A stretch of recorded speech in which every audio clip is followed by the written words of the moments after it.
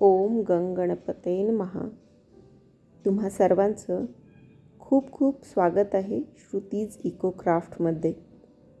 आज पुन्हा एक छानसा नवीन व्हिडिओ, नवीन संकल्पना, नवीन रांगोळी घेऊन मी तुमच्यासमोर सादर झाली आहे. आजची रांगोळी आहे गणपती बाप्पा, कारण चतुर्थी आहे उद्या, त्यामुळे गणपती बाप्पाची रांगोळी आपण काढायला घेतली आहे. अशा पद्धतीने मी जी रांगोळी काढली होती याआधी श्री स्वामी समर्थ यांची, श्री दत्तात्रेयांची, ती सर्वांना खूप आवडली आणि मला खूप सारे कमेंट्समध्ये आलं होतं की आम्हाला एकदाशीच गणपती बाप्पाची रांगोळी आणि श्री गजानन महाराज यांची रांगोळी पण काढून दाखवा. तर आज गणपती बाप्पाची रांगोळी काढण्याचा योग आला आहे. तर मी म्हटलं सगळ्यांच्या आग्रहास्तव अशाच पद्धतीची रांगोळी आपण आज काढूयात. तेव्हा बघूयात रांगोळी कशी होती आहे ती.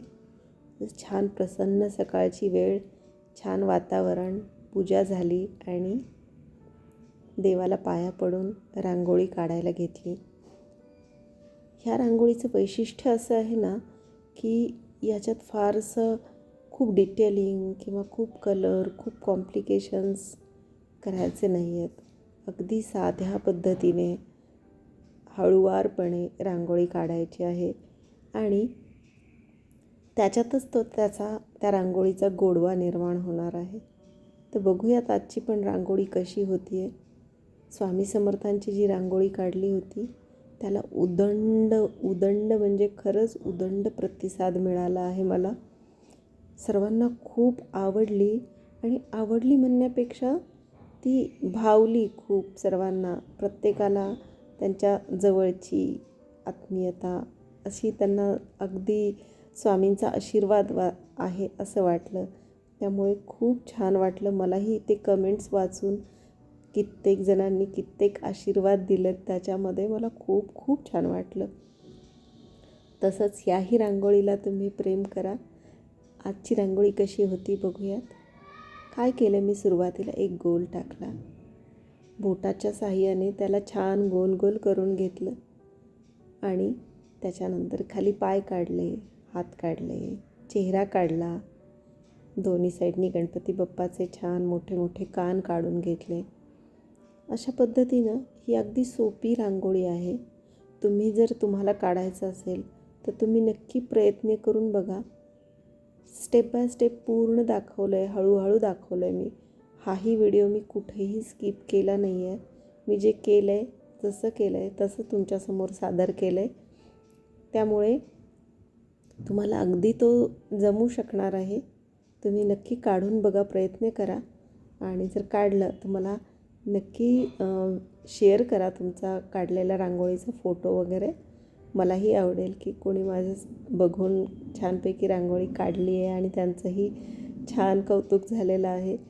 तर अशा पद्धतीने आपण थोडंसं डिटेलिंग म्हणजे पितांबरावरच्या रेषा वगैरे आपण दाखवून घेणार आहोत. तुम्ही बघू शकता. जास्त असं क्लिष्टपणा काही द्यायचा नाही आहे. सोपं जे आहे ते करायचं आहे. फक्त वैशिष्ट्य असं आहे की हे एका बोटाने छानपैकी फिरवून काढायचं आहे. ज्यांना रांगोळी काढता पण येत नाही ना, त्यांनाही ही रांगोळी काढता येईल. जर त्यांनी लक्ष देऊन पाहिलं की नेमकं काय करायचं आहे तर ही प्रत्येकाला काढता येईल आणि गणपती बाप्पाचा प्रत्येकाला आशीर्वाद मिळणार आहे. त्यामुळे गणपती बाप्पा सर्वांच्या सर्व चांगल्या इच्छा पूर्ण करत. आणि गणपती बाप्पा ही बुद्धीची दैवता आहे. शुभ कार्याच आपण सुरुवातीला सगळ्यात आधी गणपती बाप्पाला वंदन करतो, हो की नाही. तसंच एखादी कला जोपासायची असेल तर त्यालासुद्धा आपण गणपती बाप्पाला वंदन करूनच एखादी गोष्ट हातात घेतली पाहिजे. तशीच ही गोष्ट आहे की गणपती बाप्पाच्या अनेक मी रांगोळी काढलेल्या आहेत, त्याचे व्हिडिओज अपलोड केलेले आहेत. तुम्ही तेही मागे जाऊन बघू शकता. जर तुम्ही चॅनलवर नवीन असाल तर नक्की चॅनलला व्हिजिट करा. तुम्हाला अनेक विषयांचे, अनेक संकल्पनेवर आधारित व्हिडिओज याच्यात बघायला मिळणार आहेत. त्यामुळे तुम्ही ते जाऊन नक्की बघा आणि अशी गणपती बाप्पाची रांगोळी तुम्हाला दुसरीकडे कुठेही बघायला मिळणार नाही. कारण ही काढण्याची पद्धत एकदम आगळी वेगळी आहे. अगदी सोप्या पद्धतीने हळूवारपणे काढलेली ही रांगोळी आहे. गणपती बाप्पा चौरंगावर बसलेले आहेत आणि आता आपण छानसा एक छोटासा उंदीर मामा पण काढणार आहोत. तुम्हाला माहिती आहे ना, गणपती बाप्पाचं वाहन उंदीर आहे. तर त्यामुळे मूषकजी तर गणपती जिथे असेल तिथे मूषकजी असायलाच पाहिजेत. त्याच पद्धतीने आपण इथे जानवं पण काढून घेतलेलं आहे. देवाचे वस्त्र काढत आहोत. अशा पद्धतीने एक छोटे छोटे डिटेल्स फक्त ॲड केलेले आहेत. संगीत, रांगोळी, नृत्य ह्या अशा काही कला आहेत ना की ज्या बघणाऱ्यांना समोर तर आनंद देतात, ऐकणाऱ्यांना आनंद देतात, पण सादर करणाऱ्यांना त्याहीपेक्षा जास्त आनंद मिळतो. तसं बघितलं तर ही शाश्वत नाही आहे गोष्ट. कारण रांगोळी आज काढलेली, आज उद्या खूप आवडली, खूप जवळची वाटली तर तुम्ही 4 दिवस, 8 दिवस, 15 दिवस ठेवू शकता. पण त्याचं विसर्जनही करावंच लागतं.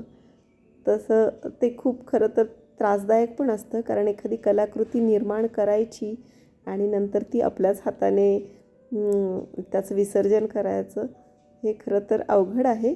पण हे प्रत्येक कलाकाराला, रांगोळी कलाकाराला करावं लागतं. आणि जर त्याचं योग्य पद्धतीने विसर्जन केलं तर छान वाटतं. पण ती कुठे मोडली गेली, चुकून कुणाचा धक्का लागला तर ते अजून त्रासदायक होतं. त्यामुळे कलेचा आनंद घ्यायचा, मनमुराद आनंद घ्यायचा आणि नंतर ते विसर्जन करायचं. जसं गणपती बाप्पाची आपण मूर्ती बनवतो. गणपती बाप्पाच्या मूर्ती बनवण्याचे इको फ्रेंडली म्हणजेच शाडू मातीच्या गणपती बनवण्याचे पण अनेक व्हिडिओ मी टाकलेले आहेत. मी गेली कित्येक वर्ष, जवळपास 15-17 वर्ष शाडू मातेचे गणपती अनेक जणांना शिकवते, बनवते. जवळपास 20-22 हजार विद्यार्थ्यांना, महिलांना वगैरे गणपती मी शिकवलेले आहेत. जसंही गणेश उत्सव जवळ येतो त्याच्या आधी 3-4 महिन्यापासून ही प्रोसेस चालू असते. माती भिजवण्यापासून गणपतीची मूर्ती बनवून त्याला रंगकाम करण्यापर्यंत आणि ती प्रत्येकाच्या घरी पोहोचण्यापर्यंत. तर ही पण एक कला आहे आणि त्यामुळे प्रत्येक कलेचा आस्वाद हा वेगळा वेगळा असतो. तर रसिक प्रेक्षकांनी प्रत्येक कलेचा आस्वाद घ्यावा. तुम्ही जर माझ्या चॅनलवर नवीन असाल तर नक्की व्हिजिट करा आणि हे सगळे व्हिडिओज तुम्ही नक्की बघा. ही रांगोळी कशी वाटली कमेंट करून मला नक्की सांगा आणि तुमच्या मित्रमैत्रिणींसोबत, नातेवाईकांसोबत शेअर करायला अजिबात विसरू नका. बेल आयकॉन नक्की दाबा जेणेकरून तुम्हाला नवीन नोटिफिकेशन मिळत राहील. अशाच वैविध्यपूर्ण रांगोळी आणि डेकोरेशनचे व्हिडिओ बघण्यासाठी श्रुतीज इको क्राफ्टला नक्की फॉलो करा. रांगोळी आवडली असेल तर like, share and subscribe. Thank you very much.